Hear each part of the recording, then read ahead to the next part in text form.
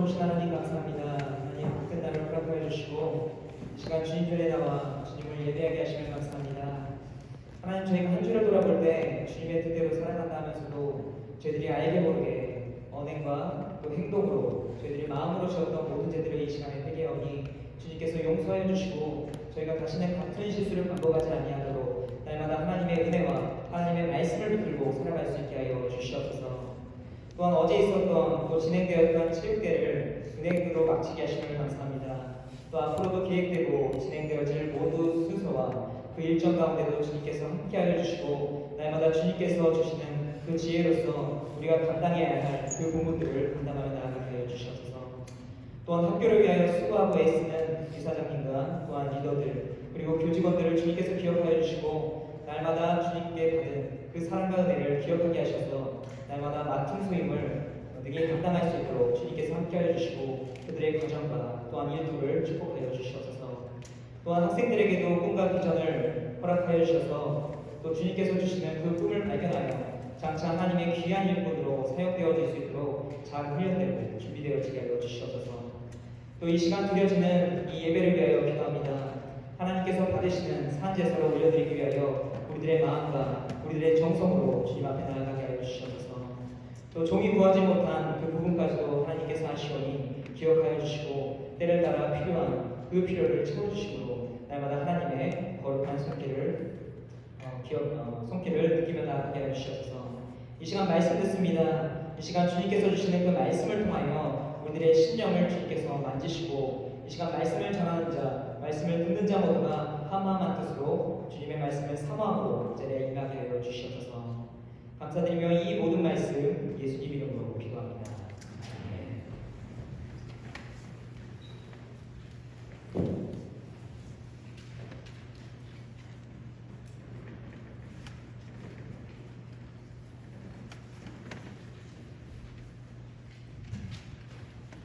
이 시간 함께 나눈 하나님의 말씀은 창세기 15장 1절에서부터 7절까지의 말씀입니다.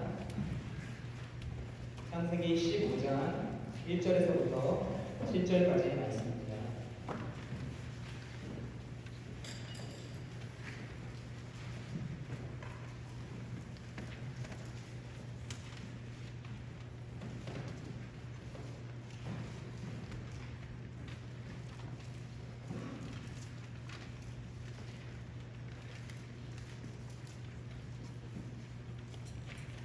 찾으신 줄 알고 한 절씩 교독하도록 하겠습니다. 이후에 하나님의 말씀이 환상 중에 아브라함에게 임하여 이르시되 아브라함아 두려워하지 말라. 나는 내 방패요 너의 지극히 큰 상급이니라.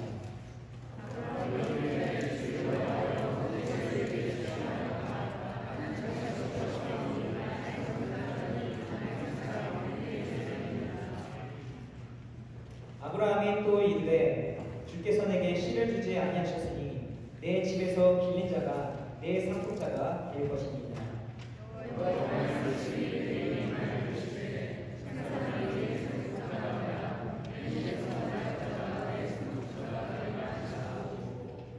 그를 이끌고 밖으로 나가 이르시되 하늘을 우러러 목별을 셀 수 있나보라. 또 그에게 이르시되 내 자손이 이와 같으리라.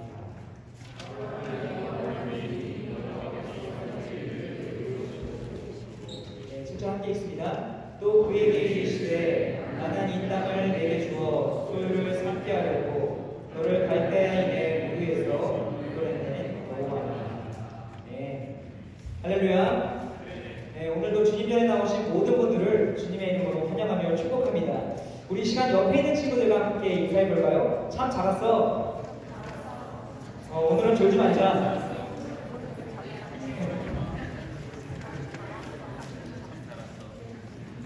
아침 시간이라 굉장히 피곤하죠? 피곤하세요? 안 피곤하세요? 피곤해요? 특별히 어제 체육대회까지 우리가 이제 진행을 한 상태라 어제 굉장히 열정적으로 하더라고요. 굉장히 몸이 부서져라 서로 몸을 부대끼기도 하면서 굉장히 이제 열정적으로 이제 체육대회를 하다 보니까 오늘 아침에 일어난다는 게 참 쉽지 않았을 거라는 생각이 들어요. 저는 이제 시니어, 주니어, 그 형 오빠들하고 저도 같이 생각을 하는데요. 오늘 형 오빠들도 일어나기를 굉장히 힘들어 하더라고요, 아침에. 그런데 이제 그 와중에도 또 아침에 아침 먹으라고 선생님들이 깨우고 또 빨리 씻으라고 재촉하고 또 예배 듣는다고 계속 일찍 내보내고 하니까 굉장히 준맛이었죠. 예. 나가는 표정들을 보니까 굉장히 힘들어하더라고요. 근데 이상하게 저는 여러분이 힘들어하고 괴로운 모습들을 보면서 얼마나 재밌는지 모르겠어요. 그 표정에서 그 감정들이 막 이렇게 나타나는데 무엇을 얘기하는지 말이 아닌 이 표정으로 이 부분들을 전부 다 이제 이야기해주고 있더라고요. 그래서 항상 제가 드는 생각이 역시 상대방의 감정과 상관없이 상대방이 괴로워하고 힘들어할 때가 가장 즐거운 것 같아요. 이때 얼마나 엔돌핀이 막 쏟아져오는지 모르겠어요. 그 표정들을 보면서. 그러니까 지난주 금요일 같은 경우도 우리가 휴일이었잖아요. 그래서 우리가 휴일이다 보니까 또 그리고 성금요일이기도 했고 그래서 우리가 성금요일 예배도 드렸고 그것을 끝난 다음에는 우리가 체육대회 우리가 연습을 이렇게 했었어요. 그리고 이제 모든 순서가 다 끝나고 이제 저녁이 됐을 때 저희 커트지 그 시니어, 그 주니어 학생들이 저한테 물어보는 게 두 가지가 있었어요. 하나는 오늘 휴대폰 주나요? 또 두 번째는 오늘 학습하나요? 이 두 가지 질문이 있었어요. 그래서 제가 표정 하나 안 변하고 또 정색하면서 그랬어요. 아니 휴대폰 안 주는데? 오늘 학습할 거야. 왜요? 금요일이잖아. 근데 학생들이 하는 얘기는 오늘 휴일이잖아요. 저는 계속 주장했던 게 금요일이잖아. 계속 이렇게 이야기를 했어요. 그럼 휴대폰은 언제 줘요? 내일 토요일이니까 내일 받아야지. 이렇게 이야기를 했어요. 그때 학생들 반응이 어땠을 것 같아요? 학생들 반응이 아주 난리 났었어요. 아주 그냥 우리가 쉬는 거를 보지를 못하는구나. 또 우리가 뭔가 누리고 우리가 좀 편하게 또 하고 싶은 걸 하는 거를 못 보는구나. 굉장히 그냥 언성이 높여지면서 여기저기서 거세게 말로해버리더라고요. 네. 여기서 생활관에 다른 계신 선생님들은 굉장히 인격적이시고 또 이제 인품이 훌륭하셔서 왜 괜히 학생들에게 그런 것을 가지고서 장난을 치냐고 이렇게 얘기하시겠지만 저는 그때 학생들의 반응이 너무 재밌어요. 그러다 보니까 제가 이런 장난을 쳐요. 어떻게 보면 어떤 선생님들은 학생들이 계속 이렇게 항의를 하다 보니까 이게 힘드시고 마음이 무거워질 수 있겠지만 저는 학생들이 그렇게 될 때마다 얼마나 기쁘고 희열이 느껴지는지 모르겠어요. 그래서 이제 접어가 시작되고 이제 전달해야 되는 그 공지사항들을 전부 다 전달하고 이제 거의 마지막쯤에 이제 학생들한테 이야기를 했어요. 오늘은 학습을 하지 않고 오늘 휴대폰 사용 시간은 저녁 6시 30분부터 9시 30분까지 이렇게 사용을 한다 이야기를 했어요. 그때 학생들 반응이 어땠을 것 같아요? 예, 굉장히 좋아했을 것 같죠? 근데 오히려 반대였어요. 그런 거 가지고 장난치면 좋으세요? 라고 이렇게 물어보더라고요. 왜 맨날 그런 걸 가지고 자꾸 뻥치시고 장난을 치세요? 저에게 그렇게 이야기를 하더라고요. 근데 학생과 학생들의 반응을 보면서 느끼는 게 뭐냐면 이 학생들을 이렇게 괴로워하고 힘들어하는 그 모습, 그 재미가 세상에 그 어떤 재미가 바꿀 수 없다는 거예요. 여러분도 그렇지 않으세요? 상대방이 이제 괴로워하고 또 상대방이 힘들어하는 그 모습들을 보면서 그 반응 때문에 계속 괴롭히고 또 장난치고 하는 거 아니세요? 사람들이 종종 저한테 그런 얘기 하거든요. 사람 그렇게 안 봤는데 굉장히 사악하다고. 근데 제가 다른 사람들한테 제 자신이 착하다고 이야기한 적이 없었거든요. 근데 그래서 사람들이 겉모습만 보고 판단하면 안 된다는 거예요. 근데 제가 가끔씩 학생들에게 이런 장난치는 이유는 다른 게 아니에요. 우리가 어떻게 보면 배려하고 또 우리가 마련해주는 그 일들을 우리가 감사하고 또 우리가 때로는 자족할 줄 알아야 되는데 이 감사한 부분이 당연하게 여겨지는 순간 그것이 권리로 변하게 되더라고요.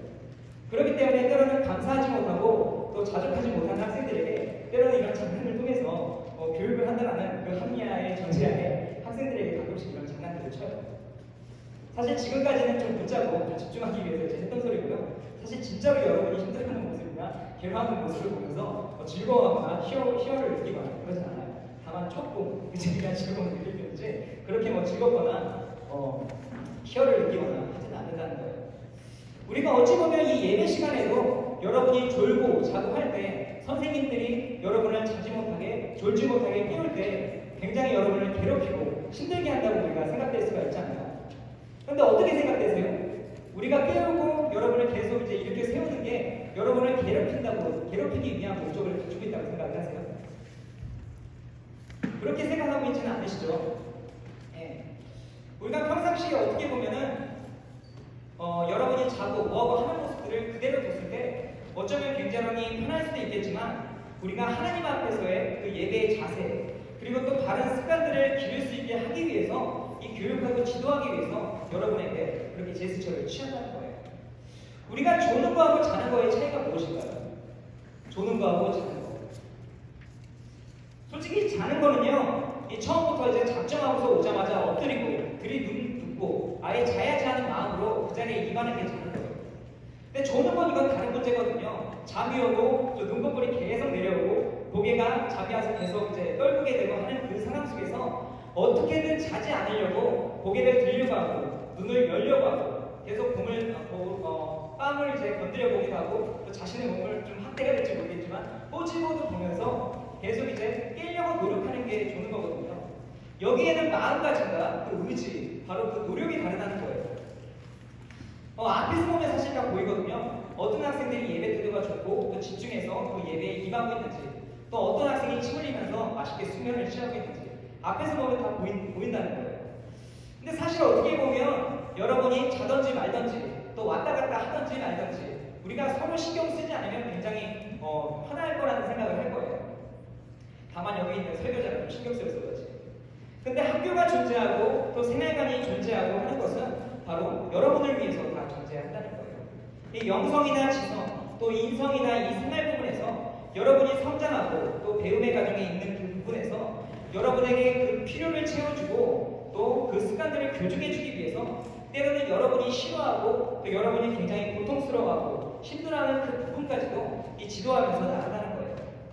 근데 만약 저희가 또 여러분의 잘못된 그 자세나 그 습관들을 보면서도 모른 척하고 외면한다면 그건 역시 우리는 직무유기를 하고 있다는 거예요. 여러분이 생각해도 그렇지 않으세요? 여러분이 잘못된 행동을 하고 여러분이 잘못된 습관을 하는 그 모습들을 봤을 때 그 어른들이나 또 선생님들이 그것을 모른 척한다면 그건 역시 이상한 거 아니세요? 저 사람들은 도대체 뭐 하려고 저게 있는지, 저 사람들이 있는 그 이유와 목적을 우리가 상실하게 될 거라는 거죠. 그렇기 때문에 우리가 이 시간 우리가 함께 예배하면서 우리가 스스로 우리가 마음을 잡고 노력함으로써 옆에 조는 친구들이 있으면 좀 주물러도 주고 좀 깨워주면서 함께 말씀에 집중할 수 있는 귀한 시간이 되기를 간절히 소망합니다. 여러분의 약속 중에서 우리가 사람과의 약속 그리고 또 공동체에서의 그 규정 여러분은 잘 지켜나가고 있는 편이세요? 아니면 다르게 한번 질문을 한번 해볼게요. 여러분 약속을 지키고 규정을 지키는 게 쉬워요? 어려워요? 어렵죠 굉장히. 아마 이 약속이나 규정을 지키는 게 쉽다고 생각하는 사람은 거의 없을 거예요. 그래서 제가 개인적으로 이제 생각을 할 때는 약속 중에서도 가장 기본이 되면서도 지키기가 쉽지 않은 약속이 저는 시간 약속이라는 생각이 들더라고요. 우리가 몇 시부터 몇 시까지 만나고 또 몇 시까지 모이고 몇 시까지 무엇을 합시다라고 우리가 약속을 했을 때 거기에 대한 대답을 우리가 하잖아요. 우리가 알아가죠. 근데 막상 그 시간이 됐을 때 여러 가지 변수나 또 상황들이 변하게 될 때가 있잖아요. 근데 가장 흔한 경우를 보면은 우리가 무언가에 집중을 하다 보니까 그 시간이나 그 약속을 까먹게 됐을 때 그리고 갑자기 어떤 급한 일이 생겨서 이 상황이나 환경적으로 문제가 생겨서 캔슬이 되는 경우 그리고 또 늦잠을 부리거나 내가 게으름으로 인해서 지키지 못하고 어기게 되는 경우를 보게 될 거예요. 근데 대부분의 사람들의 심리가 그런 것 같아요. 내가 받아야 하고 상대방이 나에게 지켜줘야 하는 그 약속에 있어서는 굉장히 단호하고 확실히 하기를 바란다는 거예요. 근데 반면에 내가 상대방에게 약속을 지켜줘야 하고 무언가를 우리가 돌려줘야 하는 그 상황이 있을 때는 조금만 더 시간을 달라고 조금만 더 조정해 달라고. 그러니까 어찌 보면은 타인이 나에게 하는 것은 정확했으면 좋겠고 반면에 내가 타인에게 하는 데 있어서는 상대방이 이해해주고 배려했으면 좋겠다는 그런 생각들을 갖는다는 거예요. 여러분도 똑같지 않으세요? 가장 민감한 부분에 대해서 우리가 한번 이야기를 해본다면 우리가 휴대폰을 사용하는 그 시간 학생들이 아직 시간이 되기 전부터 저에게 찾아오거든요. 휴대폰 언제 주냐고. 근데 휴대폰을 주는 시간은 반드시 정해져 있고 그 시간은 날마다 지켜왔던 그 시간이었어요. 근데 휴대폰 받기 10분 전이에요. 지금 5분 전이에요. 알람 시계처럼 째깍째깍 거리면서 이제 계속 이제 저에게 그렇게 알려주더라고요. 그러니까 본인이 누려야 하는 그 부분에 있어서는 조금이라도 듣거나 또 지켜지지 않는 부분을 굉장히 예민하고 민감하게 생각을 한다는 거예요. 다만 몇 분이라도 그 휴대폰을 사용하기 위해서 잠에서 제대로 깨지도 못한 상태에서 눈을 감고 또 머리에 까치집을 쓴 상태에서 휴대폰을 받아야 하는 장소에 질서정연하게 서 있다는 거예요. 그래서 제가 이런 학생들을 봤을 때 아마 이 학생들이 가장 예의가 있고 또 질서가 바른 그 시간은 바로 휴대폰을 받는 그 시간이 아닐까라는 이런 생각이 들더라고요.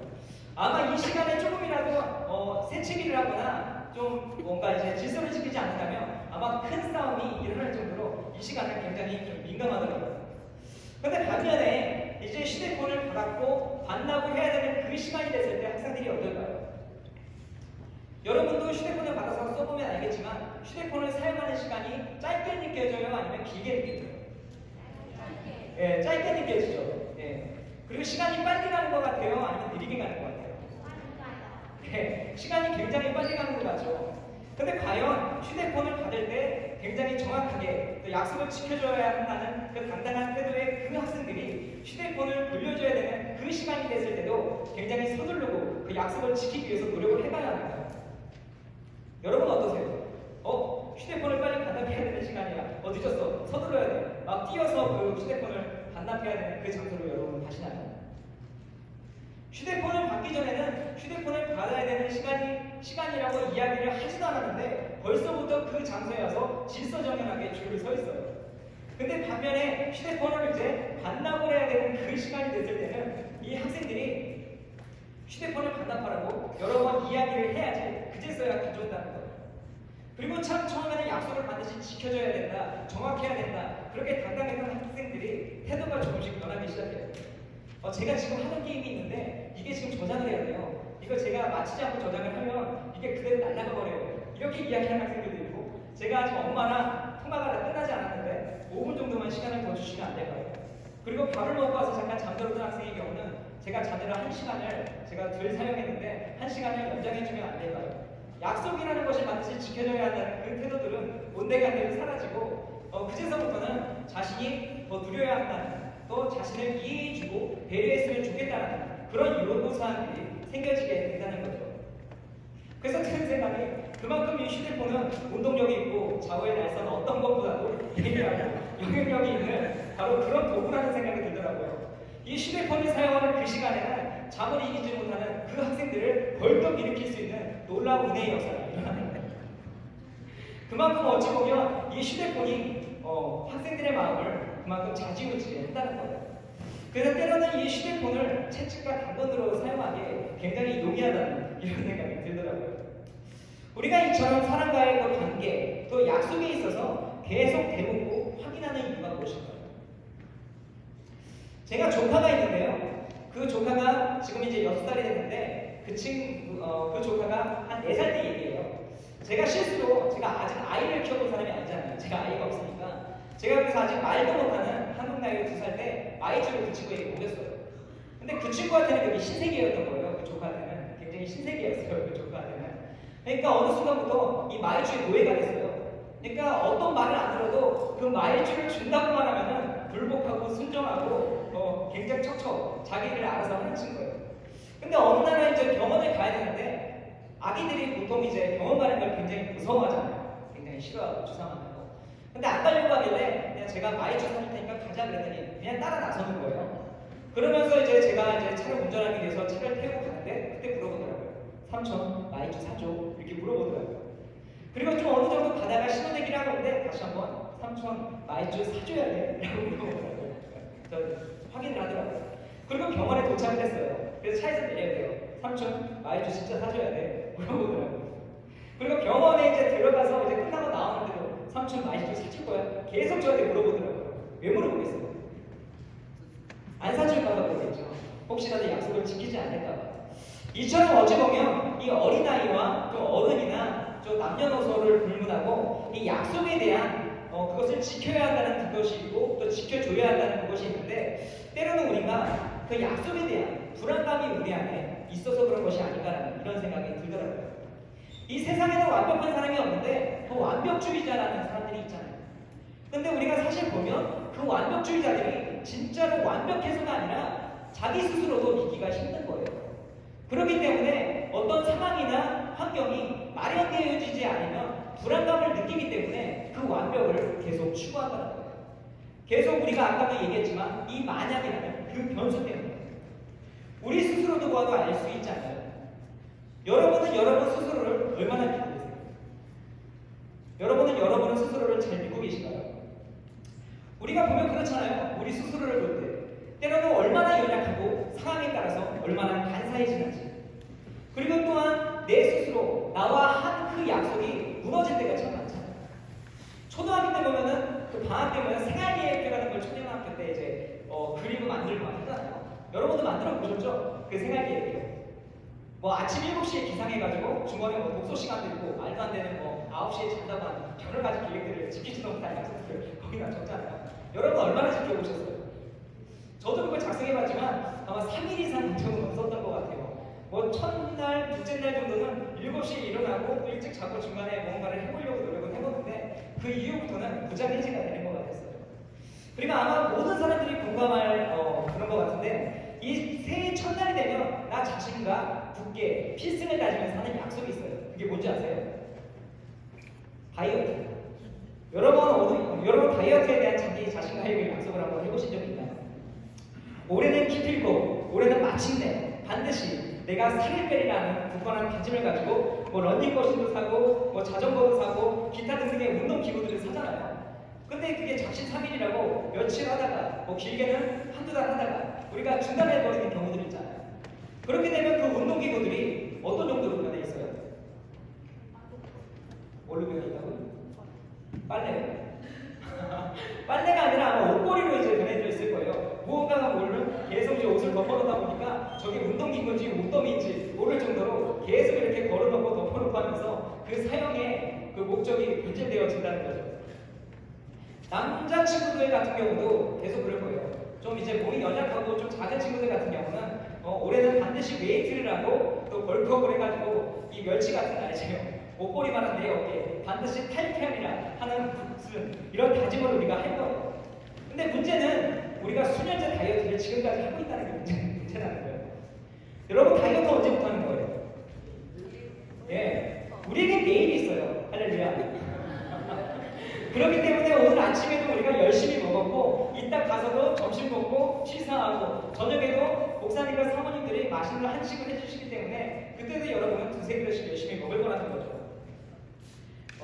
이처럼 우리에게는 내일이 있기 때문에 하는 이 믿음이 참 좋은 것 같아요. 보면 사람들 아이디어가 굉장히 좋은 것 같더라고요. 참 여러 가지 광고, 문구들이나 이런 것들을 봤을 때 치킨은 사라져요. 사람 누가 져요?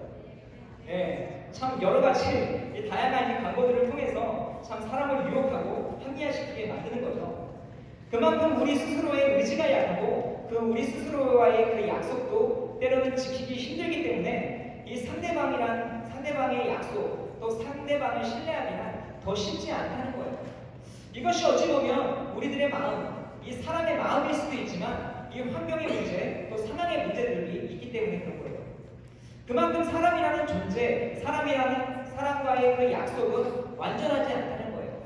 그저 그 약속을 지키기 위해서 서로 노력할 뿐이라는 거죠. 그래서 때로는 약속할 때 이 책임이라는 그 단어를 내뱉는 게 굉장히 좀 부담스럽게 느껴지기도 한다는 거예요. 우리가 어떤 약속을 체결하고 우리가 무언가를 목적을 그것을 달성하기 위해 상대방을 설득하기 위해서 제가 책임지겠습니다. 제가 책임지고 하겠습니다라고 우리가 이렇게 말을 내뱉잖아요. 근데 상대방에게 믿음을 주기 위해서 우리가 책임이라는 이 말을 내뱉는데 이번에 말씀을 준비하면서 그런 생각이 들게 되더라고요. 제가 만약에 책임이라는 말을 내뱉었을 때 제가 그 책임을 어떻게 질 수 있을까? 책임을 과연 얼마나 질 수 있을까? 이런 생각이 들게 되더라고요. 우리가 예를 들어서 학교에서 학교폭력 가해자가 있어요. 그 가해자가 학교를 떠났고 학교를 자퇴한다고 해서 근본적인 그 문제가 되돌려지고 해결이 된다.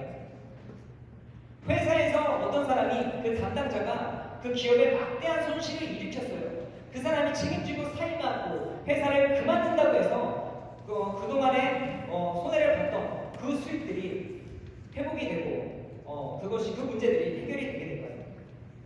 어쩌면 가벼운 문제라고 한다면 그것을 해결하고 메꿀 수 있겠지만 우리가 큰 문제의 경우는 사람이 그만두고 그것에서 사라진다고 해서 근본적인 문제가 해결되지 않는다는 거예요. 그로 인해 발생했던 또 물질적, 시간적, 또 마음의 상처들, 여러 가지 손해들이 되돌릴 수는 없다는 거예요. 사람들은 책임을 언급하고 믿어달라고 하지만 완벽한 책임과 해결이 아닌 내 자신이 노력할 때니 지금 나타나고 있는 이 성과와 이 통계들을 토대로 믿어달라는 그 믿음을 요구한다는 거예요. 그래서 누구도 그 결과는 예측할 수 없기 때문에 보다 확실한 그 보증과 담보, 이 증명들을 서로 요구하고 주고받는다는 거죠. 오늘 본문 말씀을 보면 하나님께서 환상을 통해서 아브라함에게 나타나셨어요. 1절 말씀을 보면 아브라함아 두려워하지 마라. 나는 너의 방패이고 너의 큰 상급이라고 말씀을 하셨어요. 왜 하나님이 아브라함에게 나타나셔서 이런 말씀을 하셨을까요? 이런 말씀을 하실 때에는 그럴 만한 이유가 있었겠죠. 우리가 상대방을 위로하고 격려하고 우리가 축하할 때도 이유 없이 상대방을 위로하거나 격려하고 축하하지 않잖아요. 하나님께서는 당시 아브라함의 그 마음 그리고 생각 그의 상태를 아셨기 때문에 이 아브라함을 안심시켜 주시기 위해서 그 환상을 통해 말씀하셔서 이러한 말씀을 하셨다는 거예요. 하나님께서는 아브라함에게 하셨던 약속들이 있었거든요. 이 12장을 보면 너를 통해서 큰 민족을 주고 복을 주고 또 네 이름을 위대하게 하시겠다고 말씀을 하셨고요. 이 13장에는요. 조카 롯이 독립해서 아브라함을 떠났을 때 다시 그때 하나님께서 네가 보고 있는 동서남북 이 사방의 모든 땅 그것을 너와 네 자손에게 주시겠다고 약속을 하셨고 또한 네 자손도 땅의 먼지만큼 주시겠다고 약속을 하셨어요. 그런데 오늘 본문의 말씀에 오기까지 이 시간이 지나기까지 아직까지 아브라함은 자녀도 없었고 정착할 수 있는 땅이 없는 상태였다는 거죠. 또한 가축을 키우는 유목생활을 했었기 때문에 가축이 먹을 그 풀과 그 물을 찾아서 떠돌이 생활을 할 수밖에 없었고 그 이동하는 곳마다 장막을 칠 수밖에 없었다는 거예요.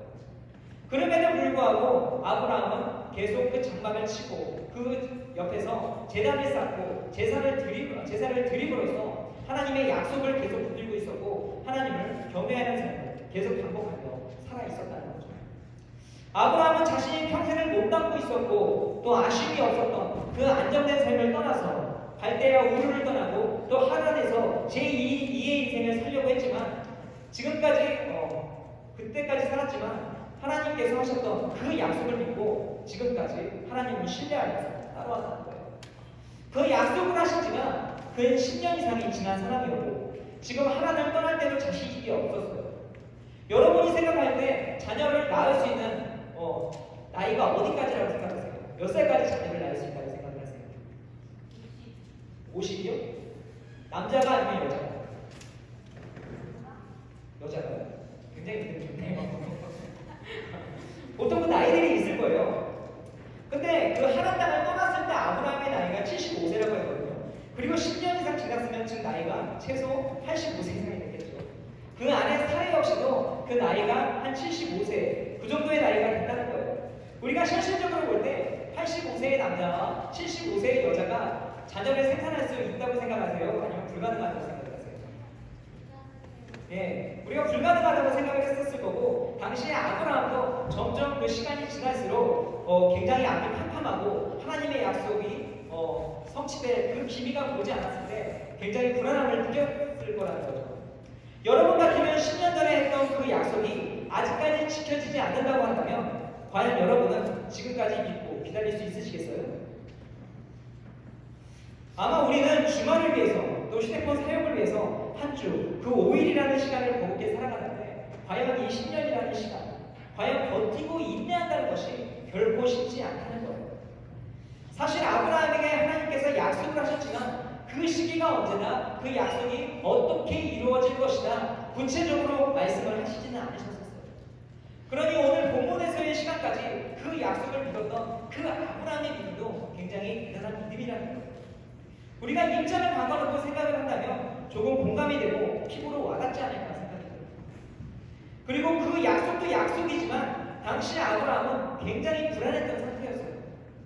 오늘 본문에는 나오지 않았지만 그 14장 말씀에 보면은 아브라함은 그 엘라반 구돌라오면 그가 이끄는 4개의 동맹국가와 전쟁을 벌이고 돌아온 그 상태였다는 거죠. 조카 롯 때문에 그들과 싸웠었어요. 조카 롯이 있었던 그 성이 정복당함으로 인해서 조카와 그 가족들 그러면서 그 소돔과 그 고모라 그곳에 있었던 모든 사람들이 잡혀가고 그 재물들이 약탈당한 그 상황이었어요. 그렇기 때문에 그들과 전투를 벌였고 자신이 집에서 기르고 또 훈련을 시켰던 318명, 어찌 보면 한 가정에서 집에서 318명의 부사가 있다는 게 굉장한 거잖아요. 근데 그 318명과 자신이 동맹을 맺었던 그 마므레, 또 그 형제 아내 에스볼, 바로 이 사람들과 그 조카 롯을 구하기 위해서 동방의 그 4개 국가를 쫓아서 갔다는 거예요. 그곳에서 이제 전투를 벌이기 위해서 이제 전략을 짜고 이제 밤이 되었을 때 그 패를 나누고서 기습 공격을 해서 그곳에서 조카 롯과 또 소돔섬의 사람들과 또 뺏겼던 그 재물들을 다시 이제 찾아오게 된 거죠. 이게 우리가 그냥 들었을 땐 모르지만 이게 굉장히 엄청난 일이거든요. 이게 가문이 한 나라도 아니고 4개의 연합국가를 싸워서 무너뜨렸다는 거예요. 근데 사실 보면은 이렇게 무너졌던 4개의 나라들이 결코 약한 나라가 아니었다는 거예요. 그 14장의 말씀을 보면 요단 동편에서부터 그 가나안 땅에 살고 있던 이 모든 그 족속들을 전부 다 그냥 씹어삼키고 잡고 그 소돔성 주변의 그 나라까지 이렇게 내려왔다는 거예요. 그만큼 힘있고 무서운 나라였다는 거죠. 어찌 보면 진짜 벌집을 건드린 것과 같은 것이라는 거죠. 쉽게 얘기하면 우리 중에 뭐 어떤 사람과 그 시비가 붙어서 우리가 맞짱을 뜨고 이렇게 싸웠는데 알고 보니 그 사람이 그 지역의 일진이었다는 거예요. 일진연합. 그렇게 되면 어떻게 되겠어요? 과연 그 일진연합이 자기들이 당했는데 가만히 있겠어요? 어쩌면 계속 숨어다니고 피해 다녀야 될지도 모르는 그 상황이라는 거예요. 근데 원래 아브라함 자체가 굉장히 겁이 많았던 사람이었어요. 그런데 이 엄청난 일을 저질렀고 이 어려운 일을 해냈다는 거예요. 물론 그들이 방심한 틈을 타서 그들을 치기는 했지만 그들이 작정하고 다시 쳐들어오게 된다면 속수무책으로 당할 수밖에 없는 그 상황이 있었다는 거죠. 그러니 복합적으로 아브라함은 불안하고 근심과 걱정이 있는 상황일 수밖에 없었어요.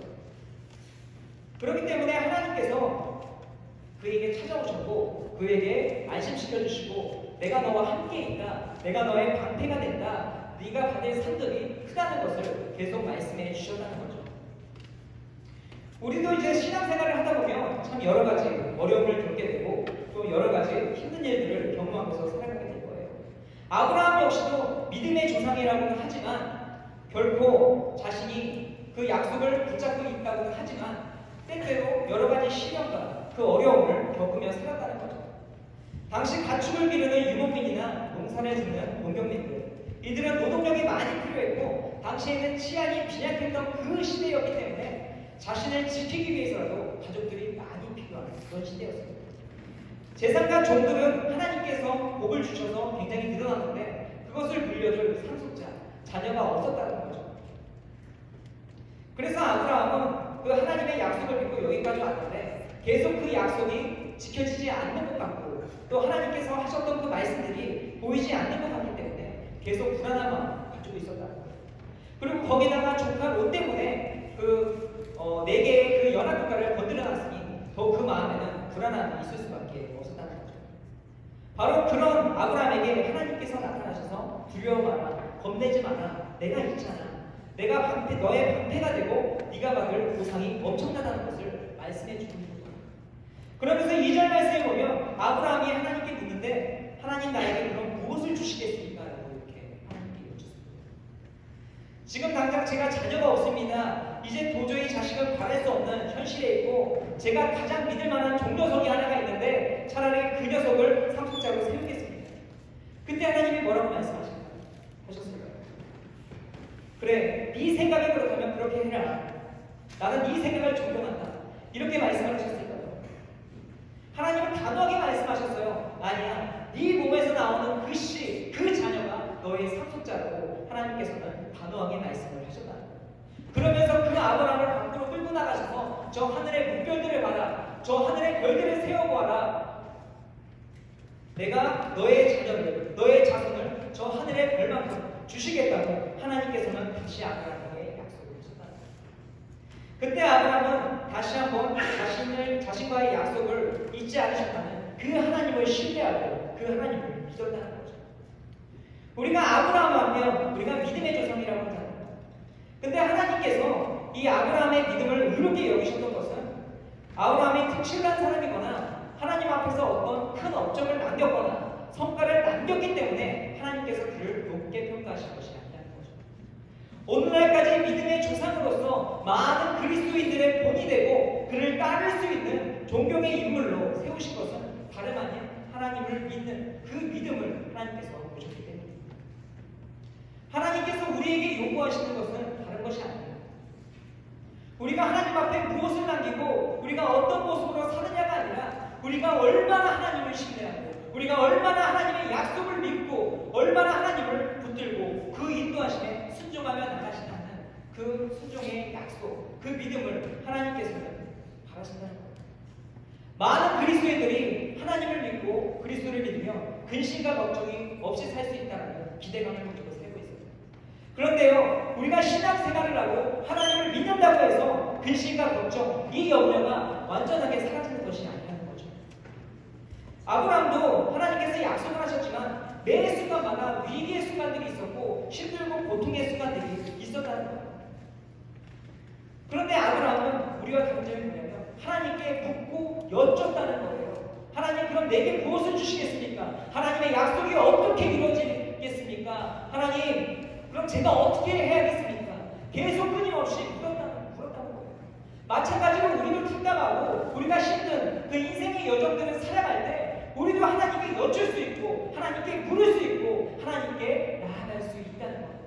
이것이 바로 믿는 자녀들에게 주어진 특권입니다. 이 특권은 바로 기도예요. 예레미야 33장 3절 말씀을 보면 너는 내게 부르짖으라 내가 내게 응답하겠고 내가 알지 못하는 크고 은밀한 일을 내게 보이시겠다. 하나님께서는 말씀하셨어요. 부르짖고 하나님의 마음을 두드리는 자들에게 하나님께서 가까이 하시고 하나님께서 그 문제의 응답들을 들으시고 가장 적합한 타이밍에 하나님께서 응답하시고 그 인생의 여정을 인도하신다는 겁니다. 여러분의 삶은 어떠세요? 지금 평탄하고 평화로운 삶을 살고 계신가요? 나름대로 힘들고 어려운 그 삶 속에 처해 있을 거예요. 아무리 학교가 아무리 세상이 신경 써주고 잘해준다고 해도 가족들이 떨어져 있고 그들을 보고 싶어하는 그 그리움 때문에 어려울 수도 있고 또 우리가 생활하면서 나를 이해하고 나에게 맞춰주기보다는 내가 이해하고 내가 맞춰야 하는 그 상황이 고통스러워서 힘들 수도 있고 친구와의 관계 때문에 힘들 수도 있고 학업 때문에 힘들 수도 있고 여러 가지 우리에게는 힘든 인생의 여정들이 계속 기다리고 있고 지금도 겪고 살아가고 있다는 겁니다. 그런데요, 참 놀라운 것은 무엇이냐면 여러분이 처음 팬게임에 왔을 때보다 지금 여러분이 성장을 했다는 거예요. 여러분이 알지 모를지 느낄지 모르겠지만 발육 상태도 굉장히 좋아졌고 키도 컸어요. 처음 왔을 때는 그 중학생 학생들이 저보다 작은 친구들이 많이 보였었는데 지금은 저보다 작은 친구들이 거의 없더라고요. 기분이 정도로. 그 정도로 여러분이 성장을 했다는 거예요. 근데 과연 몸만 성장했겠어요? 정신적으로도 굉장히 성장을 했고요. 남을 배려하고 또 남을 섬길 줄 아는 그 포용력도 생겼고 인내심과 참을성도 생겼다는 거예요. 지금 당장은 여러분이 눈으로 보이지 않기 때문에 보지 못하지만 여러분이 그만큼 성장했기 때문에 지금도 버티고 계속 견디면서 생활할 수 있다는 거죠. 이것이 바로 하나님의 은혜인 것입니다. 이것은 우리가 알아서 자연스럽게 시간이 지남에 따라서 얻게 된 것이 아니라 하나님께서 항상 우리와 함께 계셨고 하나님께서 매 순간 우리의 필요를 채워주셨기 때문에 우리가 건강하게 성숙하게 성장할 수 있었던 거죠. 아브라함에게 침묵한 것 같고 그 약속을 잃어버리신 것 같은 그 하나님이 오늘 말씀을 통해서 아브라함에게 다시금 그 약속을 잊지 않으시고 그 약속이 계속 점차적으로 이루어질 것을 하나님께서는 약속을 하셨어요. 이 전의 삶도 그렇고 이후의 삶도 그렇고 계속해서 하나님이 인도하신다는 그 약속이 있으셨다는 거죠. 지금 우리가 살고 있는 삶이 때로는 오락가락하고 또 때로는 납득이 가지 않고 내가 왜 이 상황 속에 있는지 내가 왜 이 사람들과 생활을 하고 있는지 때로는 답답하고 이해가 가지 못하는 그 상황 속에서도 하나님은 하나님의 계획대로 우리를 인도하시고 또 우리의 삶을 주관해 가신다는 사실을 기억하시기 바랍니다. 그러므로 낙망하지 말고 또 날마다 하나님을 믿고 신뢰하시기 바랍니다. 우리는 완전하지 않지만 하나님은 완전하십니다. 그리고 우리는 낙망해서 넘어질 수 있지만 하나님은 낙망하지 않는 분이시고 지금도 쉬지 않고 우리를 위해서 일하시고 우리를 바라보고 계신다는 것입니다. 이제 반주 좀 해주시겠습니까? 아브라함에게 하셨던 그 약속은 당장 이루어지진 않았습니다. 결국 하나님께서는 약속을 지키셨어요. 이스라엘은 큰 민족을 이루게 하셨고 또 애굽에서 400년 동안 이 종살이를 하게 하셨고 또 그 이후에는 40년의 광야에서의 그 방황하는 그 생활 중에 있게 하셨고 근데 결국에는 약속의 땅, 그 가나안으로 하나님께서는 인도하셨다는 것입니다. 또 하나님께서는 그 아브라함의 씨를 통해서 예수 그리스도를 낳게 하셨고 또 그분을 통해서 사망에 있던 우리를 생명으로 옮겨주셨습니다. 그래서 우리가 그 후손으로서 그 약속을 누리며 살고 있다는 거예요. 하나님은 미래와 장래, 우리의 모든 인생을 책임지시는 것입니다. 하나님은 각자를 위한 그 계획이 분명하게 있고 또 우리를 사용하기 위해 이 자리에 보내셨고 이곳에서 우리를 연단시키고 훈련시킨다는 사실입니다.